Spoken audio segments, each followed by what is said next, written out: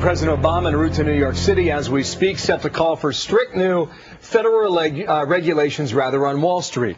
Critics call it a jobs killer, and they say one idea being considered by Congress would offer a permanent bailout to Wall Street. One of those critics is with me now, Ohio Republican John Boehner, the House Minority Leader. And welcome back, sir, here to America's Newsroom. Nice to see you from Washington. A jobs killer. How is this going to run jobs out of America, do you believe, the way it's structured at the moment? Well, when you look at the new regulations they're proposing on derivatives, it's going to be a lot easier and cheaper for companies that use these products to source them out of Singapore or London or somewhere else. There has to be some common sense reforms here that bring more transparency and accountability to the process without pushing this business off our shores and killing jobs in America. That's an interesting point. How would you then regulate Wall Street that is satisfactory and not cost America jobs?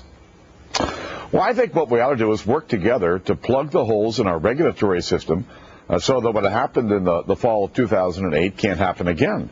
But that's not what's going on here. If you look at the bill itself, it really does provide for a permanent bailout of Wall Street or any other business that the federal government thinks poses a systemic risk.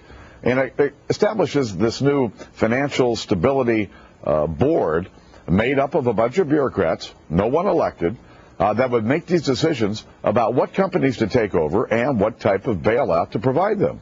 Well, that bailout is what, $50 billion in the current proposal, but already we're hearing that Democrats that they may back out of that. If they take that out of the bill, would that be satisfactory? Bill, even if they take the $50 billion out of the bill, they still have the authority at the FDIC, the Treasury, and the Federal Reserve to create money, to borrow money, to bail out all of these firms. Forget the fund. The fund is almost irrelevant to this. Why would they want to do that then? I mean, what's the thinking? What's the logic? Well, that's the part that I don't quite understand. That they create a permanent bailout fund and they institutionalize too big to fail. When you look at what happened to Fannie Mae and Freddie Mac that started this whole financial meltdown, they had an implicit guarantee from the federal government that we would stand behind them. And what did we do? We did stand behind them. And the way they're proceeding with this bailout bill, they'll be providing the same kind of explicit guarantee to big Wall Street firms at the expense of our regional banks and our smaller community banks. Now, that takes us into a new area, and that with regard to Fannie and Freddie. Why would Fannie and Freddie not be included in this reform or this regulation? Take a stab at that. Well, that is the $64 trillion question. These are the two firms that started this. The reform of these two firms is not part of this bill. But they want to go after Wall Street and after my community banks in the 8th District of Ohio, and yet want to ignore them. I can't answer that. You'll have to ask the president. Okay, well, maybe we'll hear a bit on that a bit later today. Fannie and Freddie, a lot of critics out there about what happened on their contribution to what went down over the past, let's say, 2 or 3 years. Now, you've got a challenge the way I see it. And your challenge is to convince voters that you're not sticking up for Wall Street. And this is a very populist message the president will take to New York today, and then in all likelihood will travel across the country and say, see, I'm doing something.